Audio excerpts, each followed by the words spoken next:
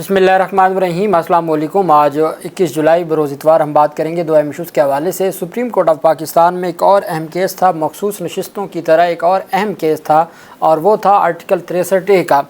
अचानक उस केस को समाअत के लिए मुकर्रर करने का मामला सामने आया, वो भी छुट्टियों में। नज़रसानी की दरख्वास्त थी और पहले एक सदारती रेफरेंस था, आरिफ अलवी ने वो सदारती रेफरेंस भेजा था और उसके ऊपर सुप्रीम कोर्ट ऑफ पाकिस्तान ने अपनी राय दी थी। सुप्रीम कोर्ट ने कहा था कि जो लोटे बन जाएँ, मुनहरफ बन जाए, उनके वोट को गिना नहीं जा सकता, जिसकी वजह से फिर हमजा शहबाज की हुकूमत को गिरा दिया गया था।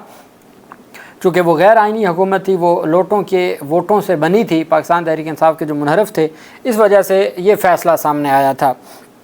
आर्टिकल 63A के हवाले से जस्टिस मुनीब अख्तर साहब का बड़ा अहम एक फ़ैसला था। उस वक्त उमरता बंदयाल थे, एजाजुल अहसन थे। अब उस फ़ैसले के ख़िलाफ़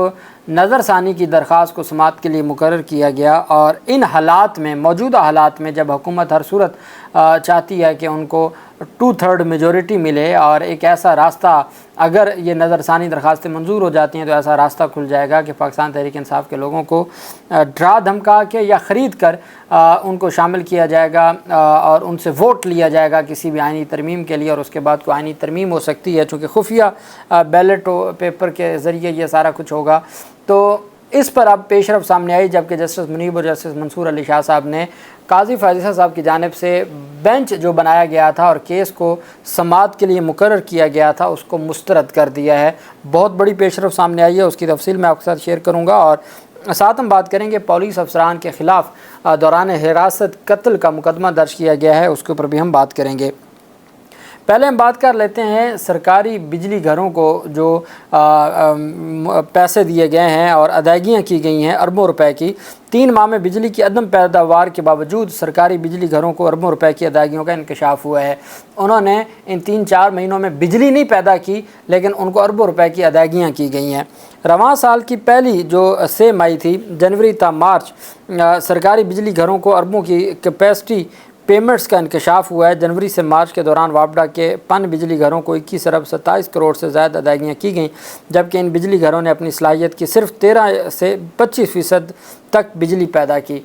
सिर्फ 13 से 25% बिजली पैदा की जो उनकी सलाहियत है, लेकिन उनके ऊपर पैसा कितना लगा? 21 अरब और 27 करोड़ से ज़्यादा अदायगियाँ उनको की गईं। दस्तावेज़ के मुताबिक पख्तूनख्वा एनर्जी डेवलपमेंट ऑर्गेनाइजेशन को 1 अरब 81 करोड़ से ज़्यादा की अदायगियाँ की गई। नीलम जेहलम हाइड्रो पावर कंपनी को 18 करोड़ से रुपए से ज़्यादा की अदायगियाँ की गई। सरकारी बिजली घर जिनको 2 अरब 86 करोड़ रुपए से ज़्यादा की अदायगियाँ हुई, जिनको 3 को 4.5 अरब रुपए से ज़्यादा की कैपेसिटी पेमेंट्स की गई। हवेली बहादुर शाह पावर प्लांट को 8 अरब रुपए से ज़्यादा की अदायगी की गई। बिल्लो की पावर प्लांट को 7 अरब 62 करोड़ रुपए से ज़्यादा की कैपेसिटी पेमेंट्स की गई। कायद आज़म सोलर पावर लिमिटेड को 2 अरब और 40 करोड़ रुपए से ज़्यादा अदा किए गए, जबकि चश्मा nuclear power plants Karachi nuclear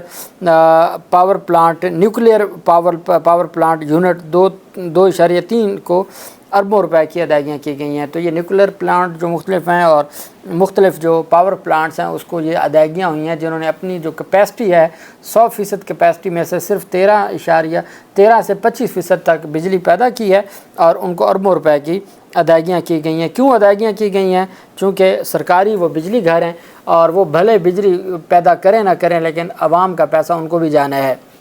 आपने देखा होगा आज़ाद कश्मीर में जो 3 रुपए यूनिट का मामला था, चूँकि उनका हक बनता था और पहले जाली उनको बिल दिए जाते थे, वो खड़े हुए और उन्होंने एहतजाज किया और अपना हक लेके दिखाया।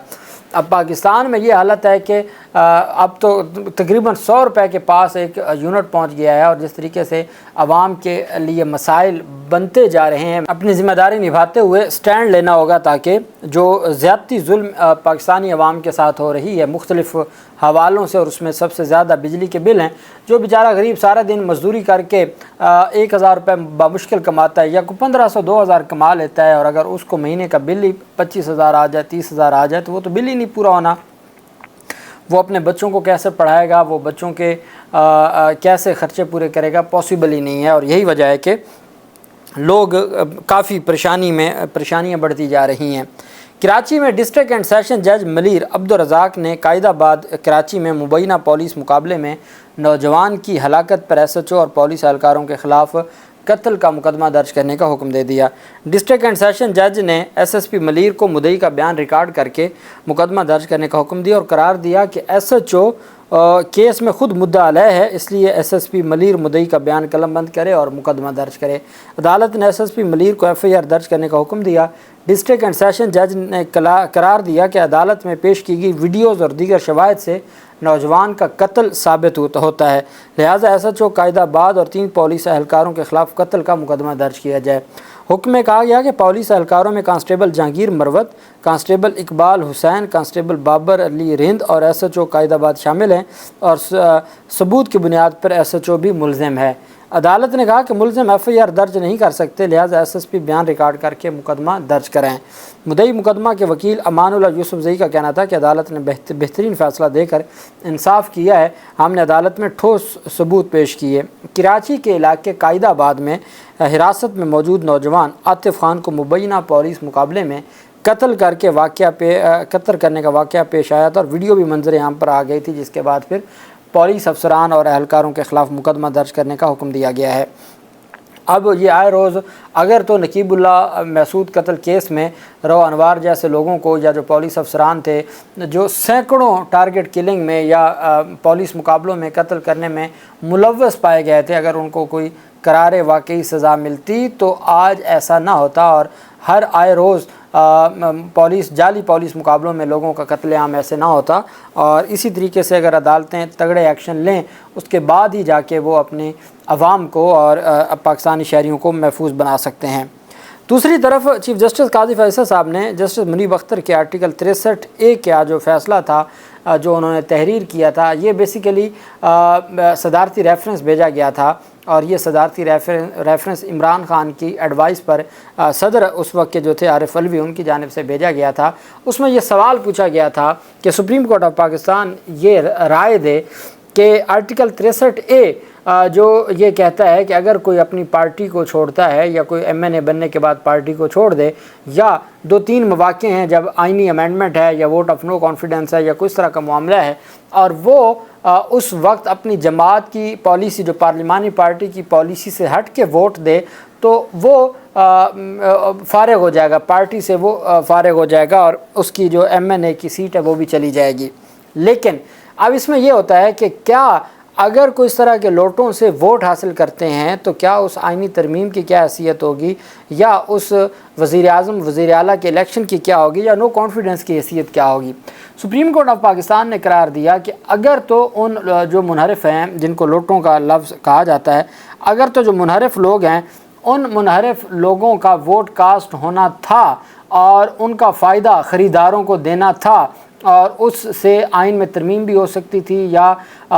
ووٹ آف نو کانفیڈنس بھی ہو سکتا تھا، یا وزیر اعظم کا الیکشن بھی ہو سکتا تھا، اگر تو یہ سارا کچھ ہو سکتا تھا تو پھر آرٹیکل 63A کی ضرورت کیا پڑی؟ یہ جو ڈیفیکشن کلاز ہے اس کا مقصد کیا تھا؟ اس کا مقصد یہ تھا کہ ہر صورت جو انحراف کرنے والے ہیں یا لوٹے بننے والے ہیں یا ضمیر بیچنے والے ہیں ان کا راستہ بند کیا جائے۔ اس وجہ سے سپریم کورٹ آف پاکستان نے قرار دیا تھا کہ اگر کوئی لوٹا بنتا ہے اور وہ پارٹی سے تو نااہل ہوگا ہی ہوگا، ممبرشپ آف اسمبلی سے تو نااہل ہوگا ہی ہوگا، لیکن اس کا ووٹ بھی کاؤنٹ نہیں ہوگا۔ اب وہ یہ چاہتے ہیں کہ وہ نااہل ہو جائے، خیر ہے، لیکن اس کو اتنا پیسہ دے دیا جاتا ہے کہ اس پیسے کے بعد وہ بھلے نااہل ہو جائے 2 سال کے لیے 3 سال کے لیے، یا جو اسمبلی کا ٹینیور ہو، لیکن وہ فائدہ دے جائے کسی کے ووٹ آف نو کانفیڈنس میں، کسی کے جو آئین میں کوئی ترمیم ہے، یا وزیر اعظم وزیر اعلیٰ کا الیکشن ہے۔ یہ معاملہ تب سامنے آیا تھا، اور یہ اس وقت معاملہ گیا تھا جب شہباز شریف کی ووٹ آف نو کانفیڈنس تھی اور حمزہ شہباز کا الیکشن تھا وزیر اعلیٰ کا۔ چیف جسٹس قاضی فیصل صاحب نے جسٹس منیب اختر کا آرٹیکل 63A کا جو صدارتی ریفرنس میں فیصلہ تھا اس کے خلاف نظر ثانی درخواست پر سماعت کے لیے ایک بینچ بنایا۔ جسٹس منصور علی شاہ صاحب کی سربراہی میں 5 رکنی لارجر بینچ تشکیل دیا۔ اب آپ یہ بات یاد رکھیں کہ اگر منیب اختر صاحب کا وہ جو فیصلہ ہے جس کے تحت وہ جو 5 رکنی بینچ تھا عمر عطا بندیال کی سربراہی میں، جنہوں نے صدارتی ریفرنس میں اپنی رائے دی تھی اور کہا تھا کہ جو لوٹے یا منحرف ہوں گے ان کے ووٹ کاؤنٹ نہیں ہوں گے، اگر وہ فیصلہ معطل ہو جائے تو پھر اس کا مطلب یہ ہے کہ آئینی ترمیم کے لیے پاکستان تحریک انصاف کے لوگوں کو ڈرا دھمکا کے یا ان کو لالچ دے کے تو فائدہ لیا جا سکتا ہے اور وہ آئینی ترمیم میں ساتھ دے سکتے ہیں، وہ پارلیمانی پارٹی کی جو ہے اس سے ہٹ کے فیصلہ دے سکتے ہیں یا ان کی رائے سے ہٹ کے کوئی کام کر سکتے ہیں اور وہ گنا جائے گا، اور پھر اس کے بعد بھلے وہ نااہل ہو جائیں۔ اب اس لمحے اتنا بڑا کام اور اتنی بڑی اور چھٹیوں میں اس درخواست کو سماعت کے لیے مقرر کیا گیا معزز چیف جسٹس قاضی فیصل صاحب کی جانب سے، اور یہ میں نے آپ کو بتایا ہے خواہش ہو سکتی ہے نا حکومتی اتحاد کی، کوئی خرید و فروخت کی، یا جو ہم ماضی میں دیکھتے آئے ہیں، لیکن سپریم کورٹ آف پاکستان کی جانب سے چھٹیوں میں منصور علی شاہ صاحب کی سربراہی میں 5 رکنی لارجر بینچ تشکیل دیا گیا، جس میں جسٹس منیب اختر، جسٹس یحییٰ آفریدی، جسٹس جمال مندوخیل اور جسٹس امین الدین خان شامل ہیں۔ یہ 5 رکنی بینچ بنایا گیا، اور 5 رکنی بینچ بنایا گیا کہ آرٹیکل 63A کے حوالے سے آپ نظر ثانی کی درخواستوں کو سنیں۔ اس پر نظر ثانی کو 10 روز میں سماعت کے لیے لگایا جائے، ججز دستیاب ہیں۔ یہ چیف جسٹس قاضی فیصل صاحب نے نوٹ لکھا کہ جی یہ 5 رکنی بینچ ہے اور 10 روز کے اندر اندر اس نظر ثانی کو لگایا جائے۔ جب یہ نوٹ گیا دستخطوں کے لیے دوسرے ٹیم ممبران، چونکہ اب ان کو supreme court practice and procedure act بہت چبھنے لگ گیا ہے حکومت کو یا پاکستان مسلم لیگ نون کے لوگوں کو، چونکہ اس وقت تو عمر عطا بندیال کو ہر صورت اس کی جو پاورز تھیں وہ لینی تھیں، اور supreme court practice and procedure act آ گیا، قاضی فیصل صاحب نے فل کورٹ بنا دیا اور اس کے اوپر مہر ثبت کر دی۔ اب وہ معاملہ پھنس گیا۔ اب یہاں تک بھی خبریں سامنے آ رہی ہیں کہ حکومت پریکٹس اینڈ پروسیجر ایکٹ کسی بھی وقت واپس لے سکتی ہے قانون سازی کر کے، لیکن چونکہ یہ کمیٹی ہے 3 رکنی اور انہوں نے بینچ بھی بنانا ہے اور کیس کو سماعت کے لیے بھی مقرر کرنا ہے، تو جب صحافتی ذرائع کے مطابق جب یہ گئی جسٹس منیب اور جسٹس منصور علی شاہ صاحب کے پاس، تو انہوں نے اعتراض عائد کرتے ہوئے اس بینچ کو اور سماعت کے لیے مقرر کرنے کے جو نوٹ ہے اس کو مسترد کر دیا، اور انہوں نے کہا کہ یہ بھی چھٹیوں کے بعد دیکھا جائے گا، فی الحال ایسی کوئی ارجنسی نہیں ہے کہ اس کیس کو سماعت کے لیے مقرر کیا جائے۔ حالات یہاں تک پہنچ چکے ہیں۔ اللہ پاک پاکستان کا حامی و ناصر ہو۔ بہت شکریہ۔ اللہ حافظ۔ پاکستان زندہ باد۔